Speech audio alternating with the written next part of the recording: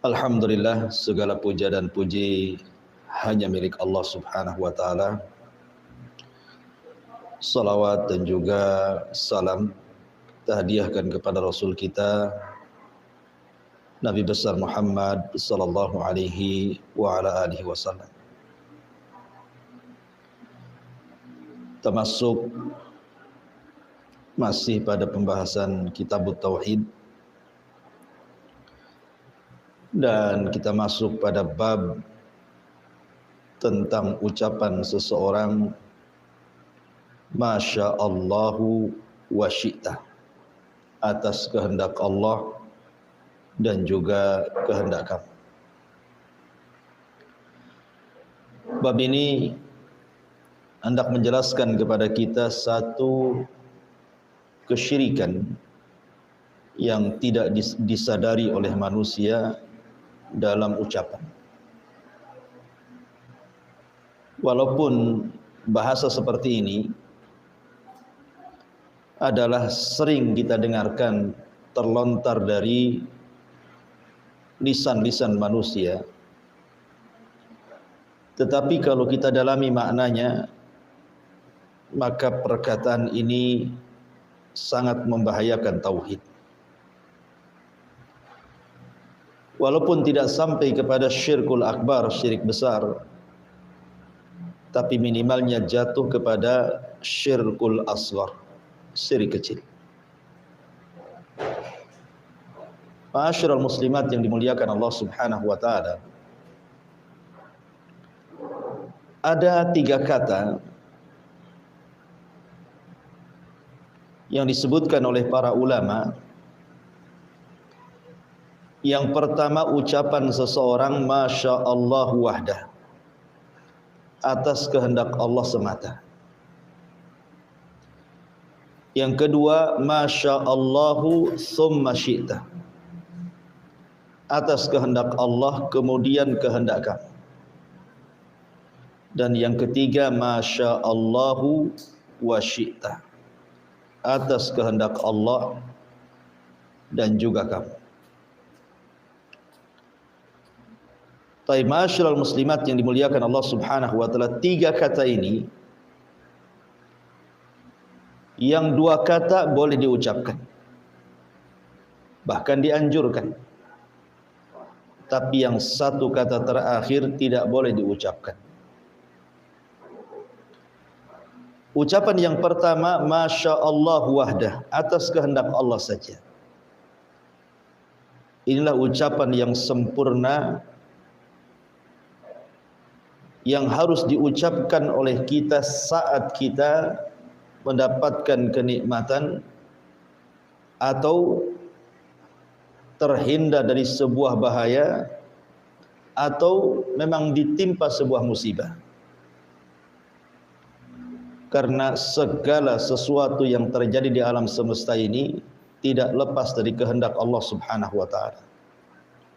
Apakah di atas nikmat ataukah sebaliknya. Makanya di masyarakat itu penting, Bu, menggunakan pilihan kata itu. Karena tidak semua kata-kata itu dibolehkan diucap. Makanya Nabi SAW sampai mengatakan, wa innal abda la yatakallamu bil kalimati la yulki laha bala yahwi sahibuha fi nari jahannam. Terkadang ada seorang hamba mengucapkan satu kalimat yang tanpa sadar ia ucapkan, tetapi dalam kalimat itu terkandung kemurkaan Allah, maka cukup bagi Allah memasukkan orang itu gara-gara kalimat itu ke dalam api jahannam. Jadi yang menyebabkan orang masuk neraka itu tidak mesti dalam bentuk perbuatan, bisa juga dalam bentuk perkataan. Seperti hadis Nabi SAW ketika ditanya soal seorang wanita yang rajin sholat malam, rajin puasa sunnah, rajin bersedekah, tetapi lisannya juga rajin menyakiti tetangganya. Maka Nabi SAW mengatakan, la khaira fiha hiya min ahlin nar. Wanita itu tidak memiliki kebaikan, walaupun dia salat malam, walaupun dia puasa sunnah, walaupun dia sedekah, Rasul katakan tidak punya kebaikan. Dan wanita itu lantas, pantas dan masuk neraka. Wanita itu layak dan pantas masuk neraka. Lihat, wanita ini dimasukkan ke neraka lewat lisan Rasul, hiya min ahlin nar. Itu bukan karena berzina, bukan karena mukul, bukan karena membunuh, bukan karena mengambil hak orang lain, tidak. Dia masuk neraka karena lisannya menyakiti tetangganya. Atau contoh yang lain, ada seorang ahli ibadah di zaman Bani Israel yang ia tidak suka dengan temannya yang ahli maksiat. Kemudian dia bersumpah kepada Allah, wallahi illam tatub la yaghfirallahu lak aw la yunjika minan nar. Demi Allah, kalau engkau tidak tobat, maka Allah Subhanahu wa taala tidak akan mengampuni dosa-dosamu dan engkau tidak akan selamat dari neraka. Engkau tidak akan masuk ke dalam surga. Akhirnya kemudian orang yang mengucap kalimat ini Allah masukkan ke neraka. Kenapa? Apa dosanya? Karena walaupun dia ahli ibadah, tapi dia telah mengucapkan kalimat yang melintasi takdir Allah, melampaui takdir Allah, bahwa Allah tidak akan mengampuni orang tersebut, bahwa Allah tidak akan memasukkan ke surga orang tersebut. Sebab ucapan inilah orang yang ahli ibadah ini Allah masukkan ke neraka. Lihat, dia tidak berzina, dia tidak membunuh, dia tidak mengambil hak orang lain, hanya menasihati salah ngomong, Allah masukkan ke neraka. Artinya bahwa pilihan-pilihan kata itu penting di masyarakat. Jangan asal ngomong. Tata dulu kata-kata itu. Kan ada setiap daerah itu kata-kata yang baik kan Bu ya. Ada yang halus, kalau saya orang Sunda itu ada yang halus bahasanya.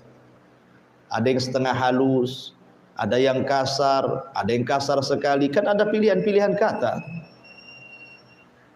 Karena ada dosa-dosa itu yang terlontar dari lisan dan itu fatal akibatnya.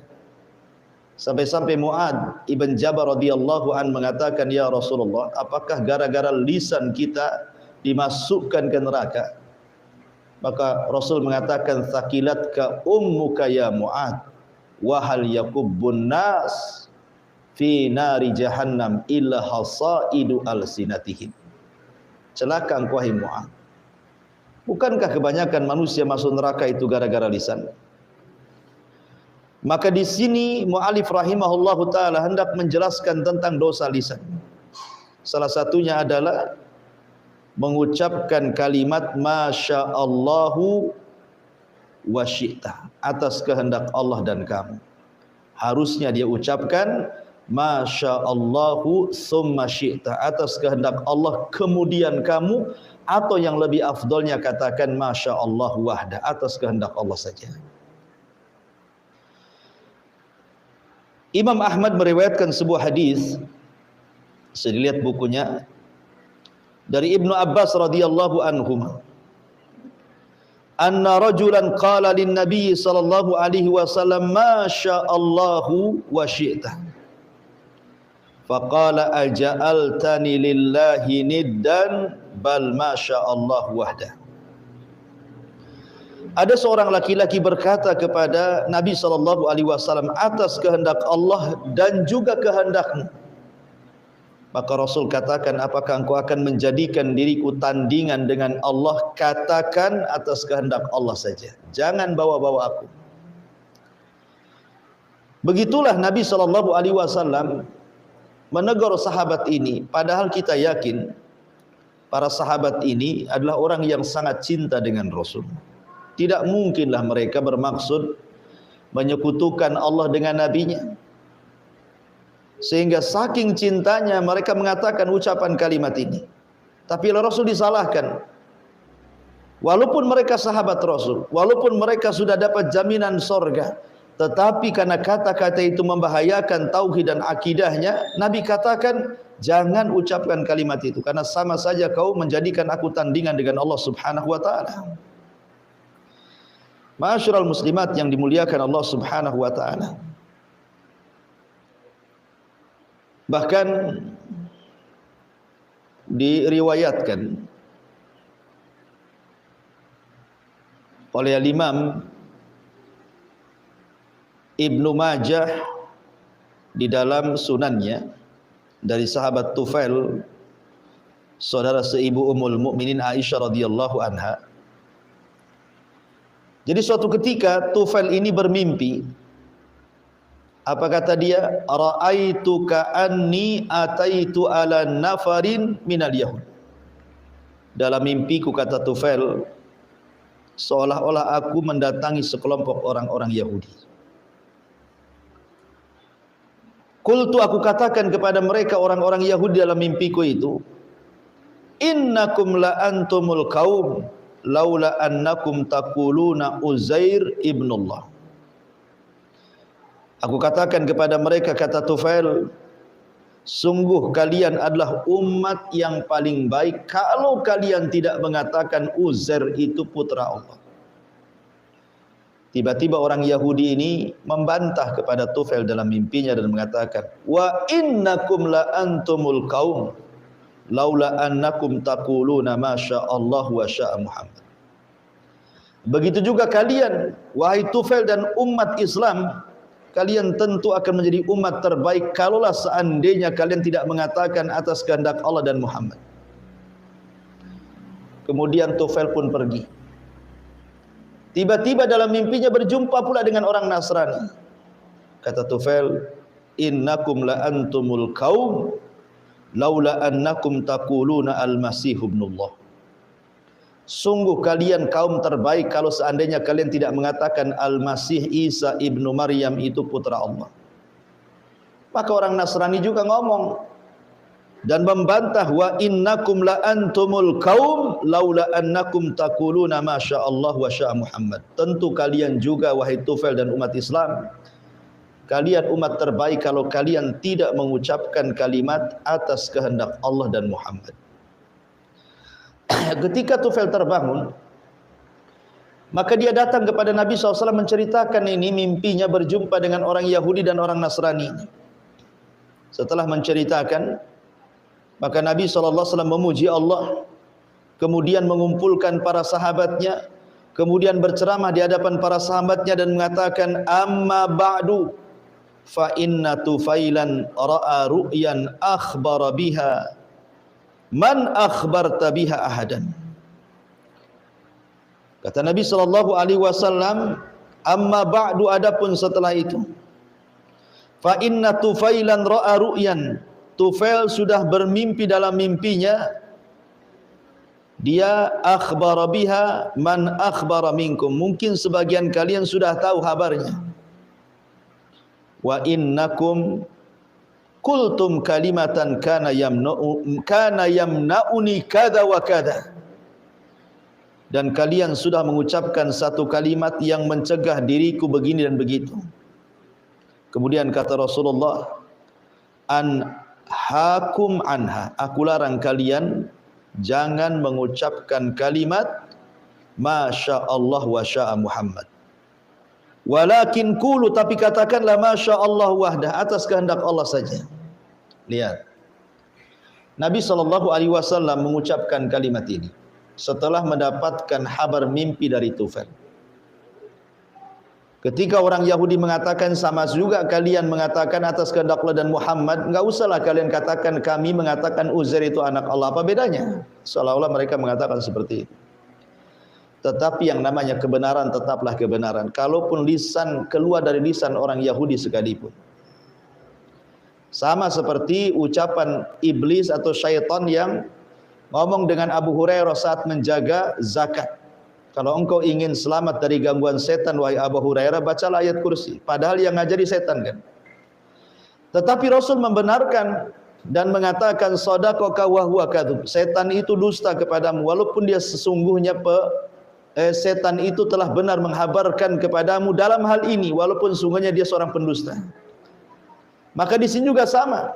Rasul mengambil ucapan orang Yahudi dalam mimpinya Tufail saat Yahudi mengatakan, sungguh kalian umat yang baik kalaulah kalian tidak mengatakan atas kehendak Allah dan Muhammad.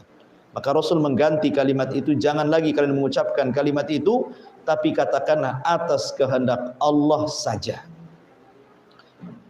Kalaupun harus ditambah, maka jangan menggunakan kalimat dan, tapi gunakan kalimat kemudian. Atas kehendak Allah kemudian. Begitulah yang benar.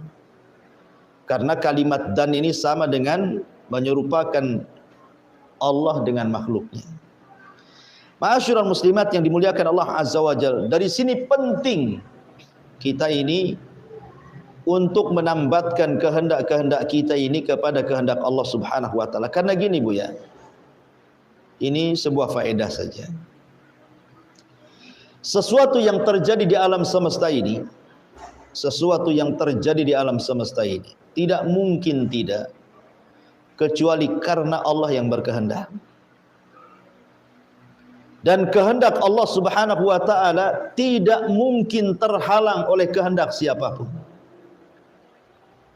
Tidak ada makhluk selain Allah yang mampu mencegah kehendak Allah. Kalau Allah berkehendak pasti terjadi.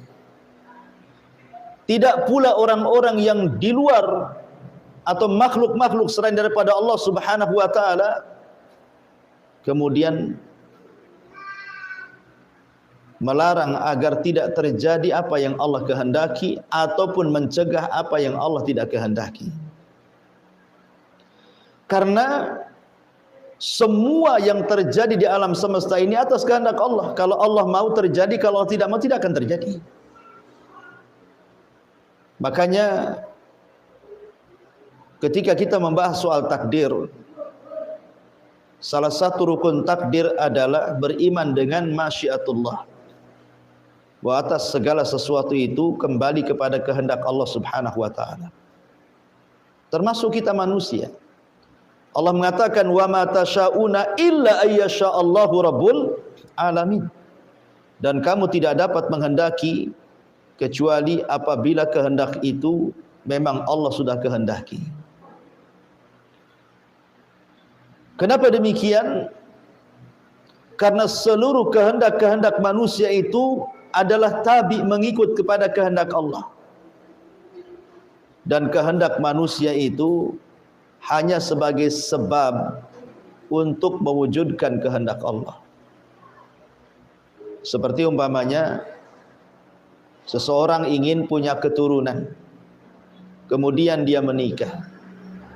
Setelah menikah tidak juga diberikan keturunan. Ya, karena ada orang yang tidak dikehendaki oleh Allah mendapatkan keturunan walaupun sudah mencari sebab.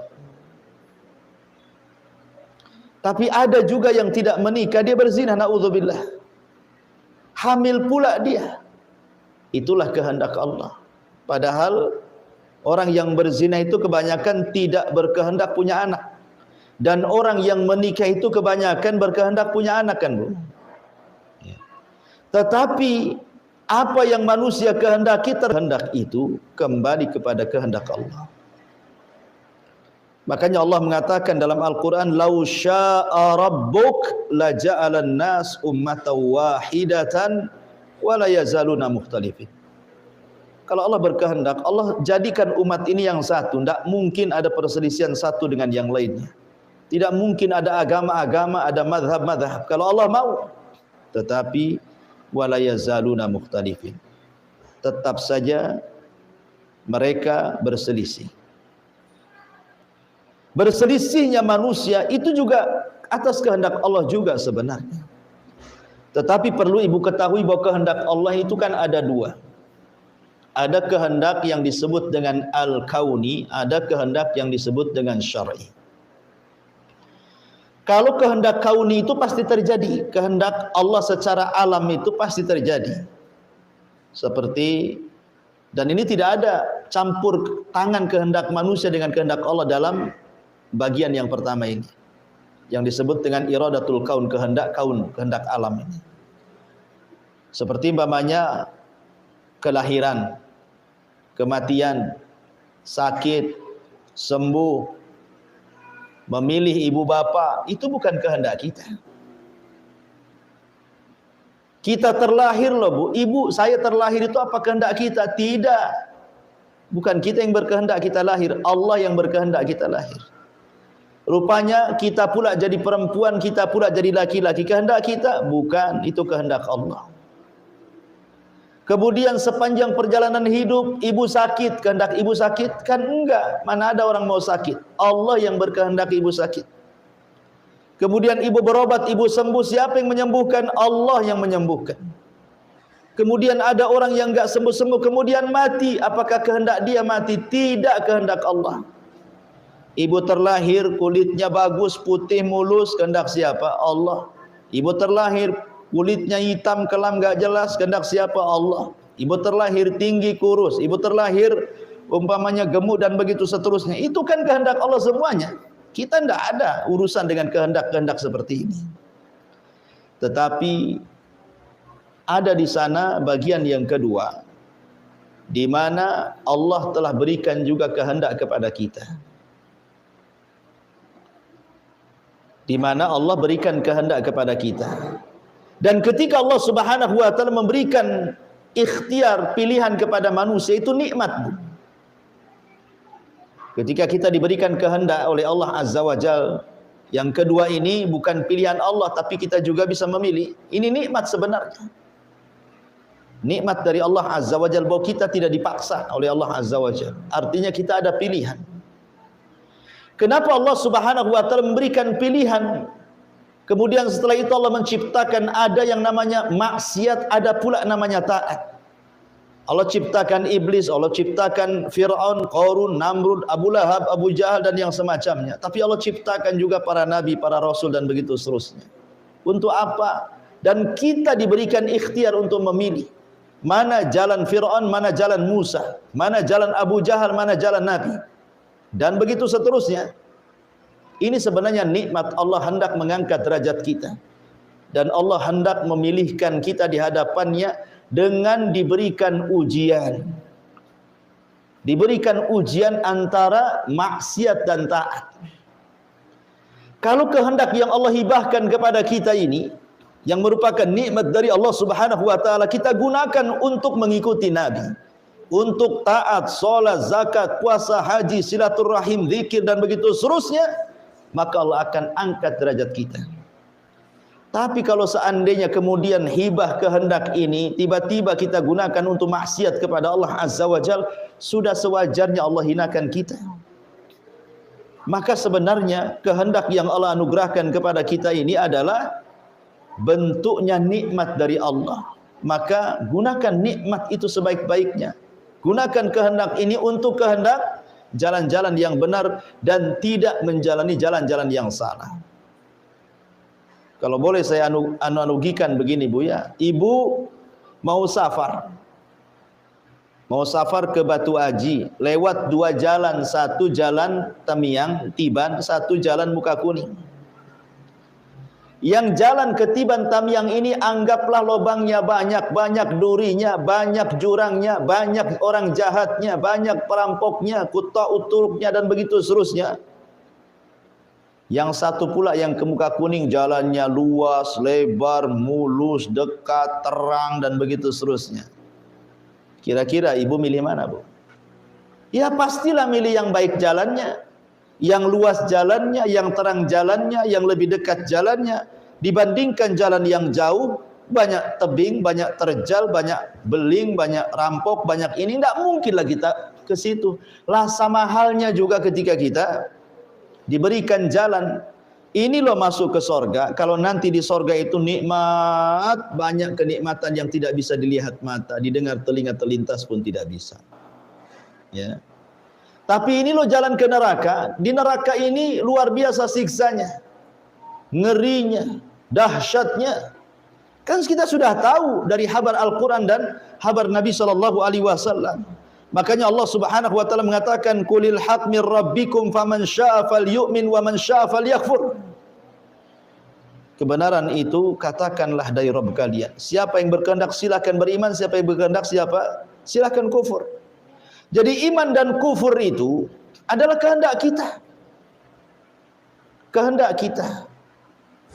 Karena begini Bu ya, salah paham ya, biar saya luruskan. Saya contohkan ada orang yang minum khamr. Contohlah ada orang yang minum khamr. Dia mau minum khamr, betul-betul dia beli khamr dan dia minum. Dia beli khamr, kemudian dia minum khamr. Pertanyaannya Bu, apakah ketika seseorang kemudian berkeinginan minum khamr, kemudian membeli khamr, kemudian meminum khamr, apakah itu kehendak Allah? Apakah dia minum khamr itu adalah kehendak Allah?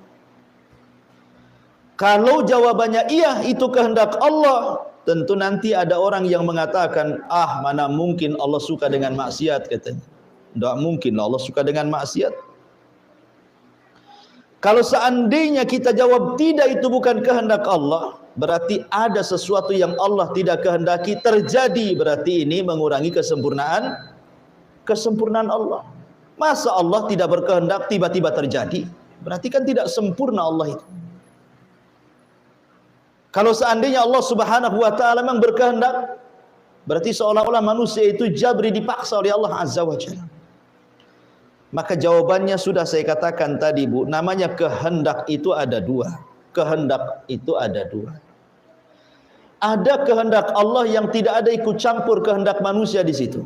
Murni kehendak Allah secara mutlak. Seperti tadi, melahirkan, menghidupkan, mematikan, menyakitkan, menyembuhkan, dan begitu seterusnya. Itu semua kehendak Allah mutlak. Kita tidak ada urusan di situ. Makanya jangan pernah mencela ciptaan Allah Subhanahu wa taala. Tapi ada yang kehendak itu dibagi. Allah punya kehendak, kemudian Allah bagi kehendaknya kepada manusia sebagai bentuk hibah. Menunjukkan manusia tidak dipaksa oleh Allah. Manusia itu punya kehendak sendiri, tetapi kehendaknya tabi'atun wa sababiyatun. Kehendaknya tabi, mengikut kehendak Allah, dan kehendaknya sababiyah. Sababiyah itu artinya hanya mencari sebab supaya keinginan kita terwujud sesuai dengan keinginan Allah Azza wa Jalla. Seperti contohnya tadi, pengen kaya kerja. Kehendak kita pengen kaya kan Bu. Kemudian kita kerja, pengen kerja. Tapi apakah setiap orang yang bekerja kaya? Tidak juga kan. Ada yang Allah berikan kekayaan, ada yang Allah tahan kekayaan. Termasuk juga orang yang bermaksiat kepada Allah Azza wa Jalla. Orang yang minum khamar tadi. Orang yang minum khamar itu atas kehendaknya, bukan atas kehendak Allah Subhanahu wa taala. Memang Allah ciptakan khamar, dan Allah Subhanahu wa taala larang habis itu jangan minum khamar. Kemudian setelah itu Allah berikan kehendak kita untuk menjauh dan mendekat khamar. Memilih pula kita ini yang mendekat khamar dan bukan memilih kehendak yang menjauhinya. Lalu Allah disalahkan? Ya tidak bisa Allah disalahkan, kita yang salah. Ya. Jadi ma'asyiral muslimat yang dimuliakan Allah Azza wa, ini yang harus dipahami soal masalah masyiatullah. Karena begini, tadi saya katakan di awal bahwa semua terjadi di alam semesta ini tidak lain dan bukan kecuali karena kehendak Allah Subhanahu wa taala. Saya contohkan Bu, sebuah kisah. Dahulu di zaman Bani Israel ada terjadi pembunuhan. Orang kaya dibunuh. Kemudian Bani Israel ini nuntut siapalah pembunuh orang kaya ini, karena dia tokoh masalahnya. Datang kepada Nabi Musa. Ya Musa, ada pembunuhan, yang mati orang kaya, tolong singkap yang bunuh siapa. Kata Musa, tunggu sampai aku berdoa dan bermunajat kepada Allah Azza wa Jalla. Maka Musa pun berdoa bermunajat kepada Allah, minta siapa pembunuhnya.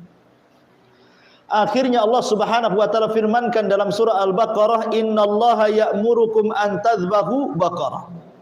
Kemudian Allah pun perintahkan Musa agar Bani Israel menyembelih baqarah, sapi. Sapinya ada, bukan tidak ada, Bu. Sapi itu banyak. Tapi karena Bani Israel ini banyak tanya, macam mana sapinya, macam mana warnanya, sudahkah dipekerjakan, tidak, dan begitu seterusnya, mempersulit diri. Akhirnya sapi yang mudah dicari, susah pula dia mencarinya. Tapi endingnya Bani Israel mengatakan, kalau seandainya Allah berkehendak, tentu kami akan dapat hidayah. Insyaallahu minal wa inna insyaallahu minal muhtadin. Kata Bani Israel, wa inna insyaallah, dan jika Allah berkehendak, tentu kami termasuk orang-orang yang dapat petunjuk mencari sapi itu. Karena Bani Israel sudah mengait-ngaitkan kehendak Allah atas kehendak Allah, mengucapkan insyaallah, maka keinginan mereka baru terjadi. Itu pun dengan susah payah, harus membeli seekor sapi betina dengan harga seberat gulungan kulit sapi betina itu kalau dikuliti. Coba, ini menunjukkan bahwa segala sesuatu yang terjadi itu atas kehendak Allah, bukan kehendak kita. Kalau Allah berkehendak, sapi itu mereka tidak akan sembelih. Tapi karena mereka sudah menambatkan yakin bahwa semua atas kehendak Allah Azza wa Jalla, baru Allah kabulkan mereka. Akhirnya mereka pun dapat sapinya walaupun dengan susah payah. Ini contoh yang pertama. Contoh yang kedua, Ya'juj wa Ma'juj yang pernah dipenjarakan Dzulqarnain tidak bisa keluar dari dinding Dzulqarnain itu. Padahal setiap hari dia korek lubang loh untuk keluar dari dinding. Setiap mereka lelah letih bekerja mengorek lubang, mereka balik lagi ke rumahnya. Besoknya lagi datang, lubang itu sudah tertutup. Begitu setiap hari. Tapi mereka tidak lelah untuk keluar dari benteng itu. Tetapi di akhir zaman Allah ilhamkan tuh kepala Ya'juj dan Ma'juj dan mengatakan, nahfiru ghadan insyaallah. Besoklah kita insyaallah kita kerjakan lagi.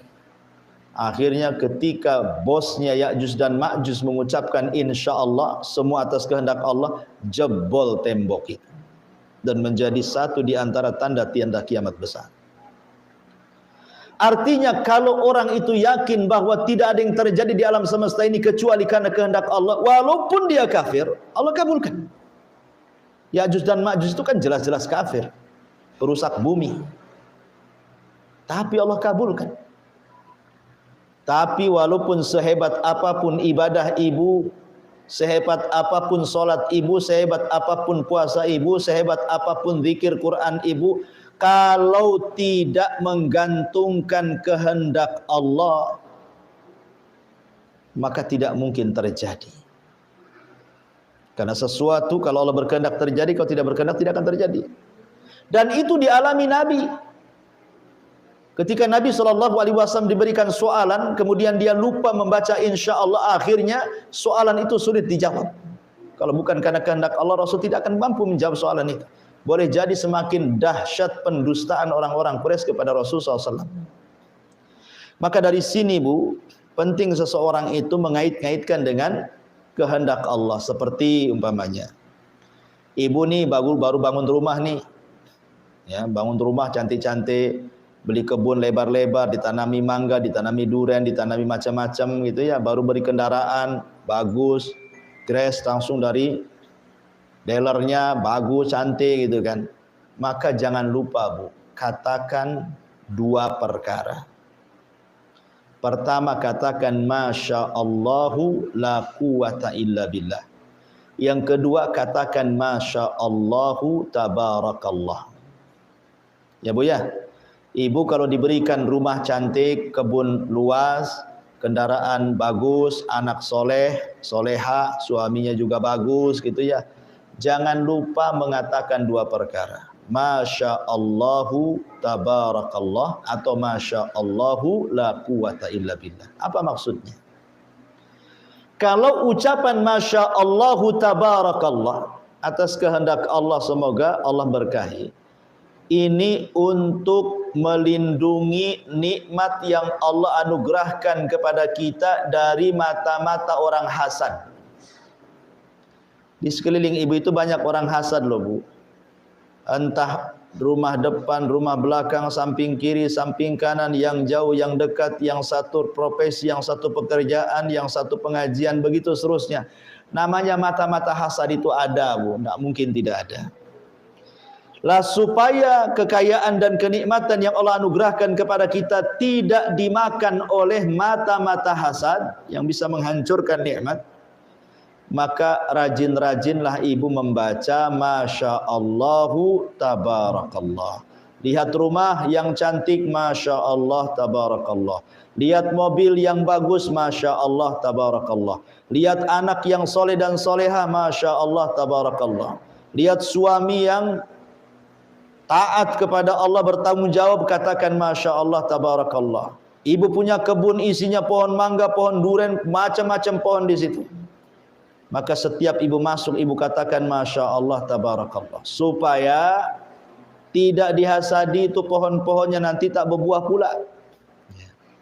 Adapun ucapan Masya Allah la quwata illa billah. Masya Allah la quwata illa billah.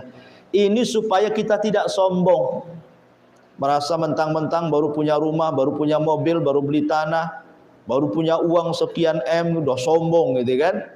Karena kesombongan itu juga bisa menghilangkan nikmat. Makanya kalau kita punya barang-barang yang indah, yang bagus, yang cantik, katakan Masya Allah la quwata illa billah. Supaya tidak hilang barangnya, rumahnya, motornya tidak rusak, mobilnya tidak rusak, anaknya tidak sakit, kebunnya berbuah terus, dan begitu seterusnya.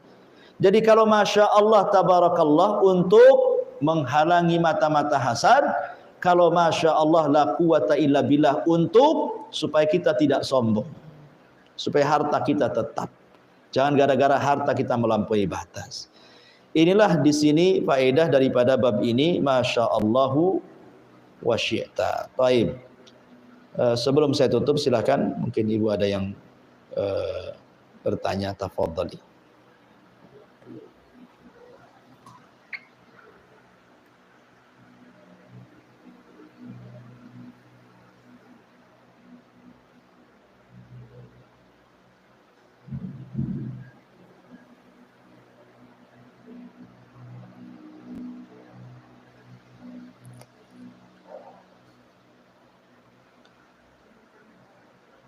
Nggak ada? Nggak ada, alhamdulillah. Oh ada, silakan.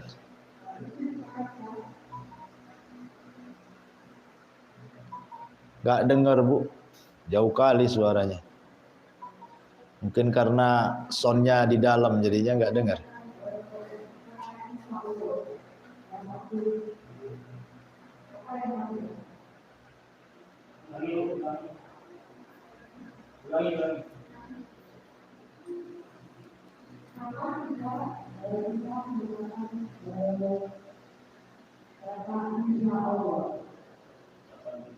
Oke.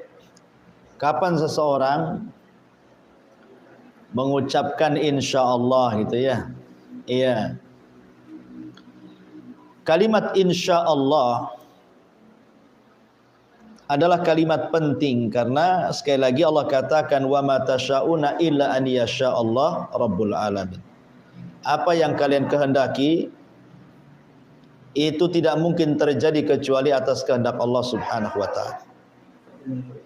Ya, jadi kapan kalimat insya Allah itu diucap? Gini Bu ya.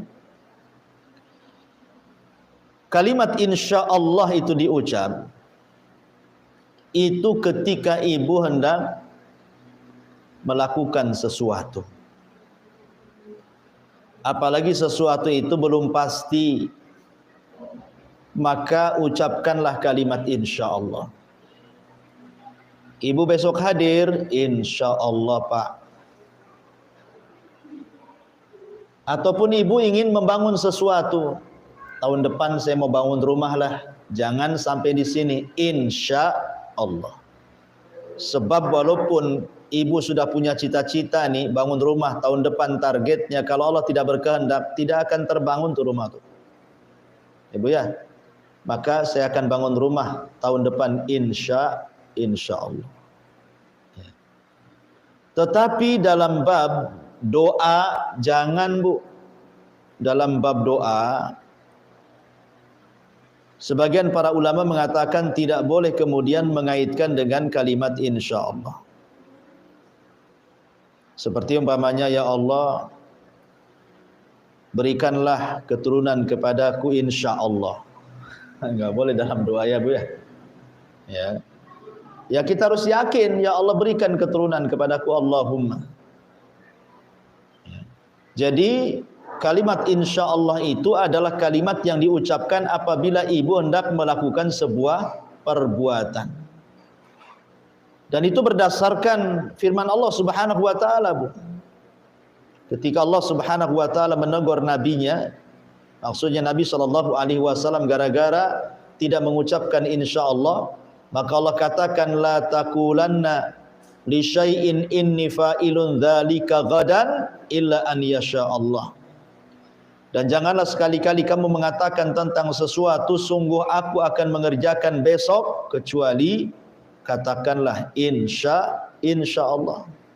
Rasul aja ditegur. Ya, karena bagaimanapun semua atas kehendak Allah. Kemuliaan atas kehendak Allah. Kehinaan atas kehendak Allah. Pertolongan atas kehendak Allah. Kekalahan atas kehendak Allah. Dan begitu seterusnya. Kaya atas kehendak Allah, miskin atas kehendak Allah, diberikan keturunan atas kehendak Allah, tidak diberikan keturunan pun atas kehendak Allah. Jadi kaya atas kehendak Allah, miskin pun karena kehendak Allah. Semua karena kehendak Allah. Hidayah juga sama karena kehendak Allah. Sesat pun karena kehendak Allah. Tapi tentu orang yang sesat karena dia memilih sesat. Memilih sesat. Ya. Setiap kesesatan itu maksiat, setiap maksiat itu tetap Allah yang berkehendak secara kauni. Tetapi Allah tidak suka dengan maksiat. Dan Allah suka dengan ketaatan. Ma'asyiral muslimat yang dimuliakan Allah Subhanahu wa taala, sehingga kapan kita mengucapkan insyaallah, maka saya ulang, ketika kita hendak melakukan sesuatu atau berangan-angan sesuatu. Ngomong sama suaminya, "Bang, tahun depan pulang kampung, Bang. Jangan titik sampai di sini. Insya Allah." Kata suaminya, insya Allah. Atau suaminya ngomong sama istrinya, "Dek, insya Allah." Gitu ya. Mudah-mudahan kita nggak ngontrak lagi lah. Nanti 2 tahun lagi kita kumpulkan duit, kita belilah itu rumah yang cicilan bertahap tanpa riba tuh. Bagus ya, ucapkan insyaallah. Sebab banyak yang terjadi target tidak sesuai cita-cita kan, karena Allah tidak berkehendak masalahnya. Makanya penting seseorang itu kemudian tidak melupakan kalimat insyaallah. Ya, wallahu a'lam.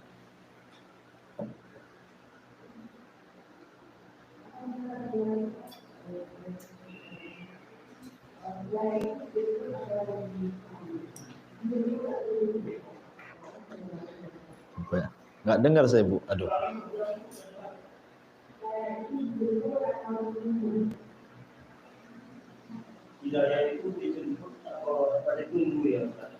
Hidayah itu dijemput atau ditunggu? Kalau ditunggu nggak datang-datang, Bu. Hidayah itu dijemput. Ya, hidayah itu dicari. Kalau Allah mau, Allah buat satu dunia ini masuk Islam, tapi Allah kan dengan kehendaknya tidak demikian, untuk menguji. Maka hidayah itu dicari. Ya, dicari. Makanya man yuridillahu khairan yufaqihu fiddin. Orang yang Allah kehendaki baik pasti Allah cerdaskan. Man yuridillahu khairan assalahu. Barang siapa yang Allah kehendaki dia baik, pasti Allah akan senangkan hidupnya. Sahabat bertanya, apa yang dimaksud as-sarahu ya Rasulullah? Maka Rasul mengatakan yuwaffiqillahu ila amalin soleh. Allah berikan taufik untuk banyak-banyak beramal soleh sehingga ditutup dengan itu. Jadi hidayah itu bukan datang sendiri, ya dijemputlah hidayah itu. Maka orang yang jalan untuk bertalabul ilmi, mencari ilmu, insya Allah dia dapat hidayah karena dia ingin mencari kebaikan. Dan orang yang mencari kebaikan pasti Allah akan baikkan kehidupannya. Maka hidayah itu sekali lagi dijemput, dan yang sudah dapat hidayah dipertahankan. Karena godaan orang dapat hidayah itu bisa saja disesatkan oleh setan. Ya, wallahu a'lam. Iya boleh, sila.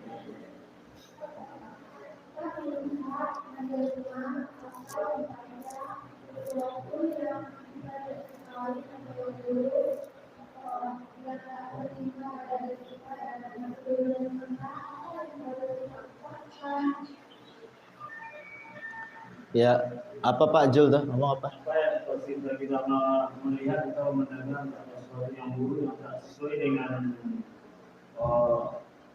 bagus gitu, apa yang harus kita ucapkan?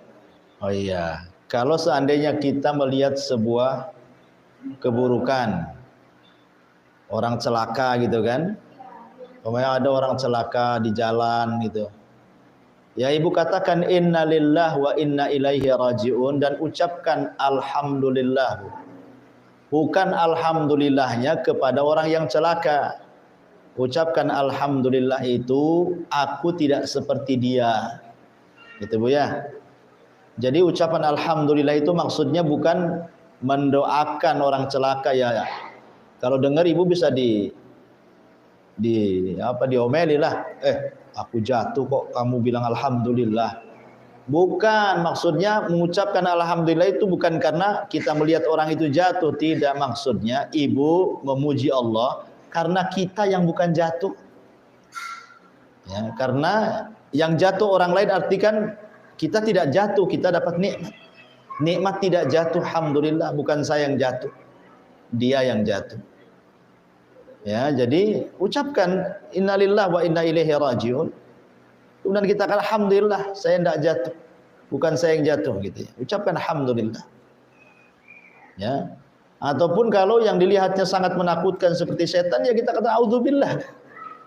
Auzubillahi minasyaitonir rajim. Ya. Berlindung kepada Allah Subhanahu wa taala. Jadi itu juga bahasa-bahasa, jangan sampai seperti di masyarakat ada orang latah Bu ya. Kaget sedikit ngomong macam-macam, kan ada tuh Bu. Entah apa-apa kaget sedikit binatang yang keluar, kata-kata jorok yang keluar. Coba kalau latahnya itu umpamanya innalillahi wa inna ilaihi rajiun, alhamdulillah, Allahu akbar, kan bagus latahnya. Ini orang latah apa-apa yang keluar dari mulutnya. Nanti kalau dia pikun itu pula yang diucapkan masalahnya. Ya. Jadi ya ucapkan seperti itu, wallahu a'lam. Ya, saya kira cukup. Subhanakallahumma bihamdika asyhadu an la ilaha illa anta astaghfiruka wa atubu ilaik. Allahu ta'ala. Assalamualaikum.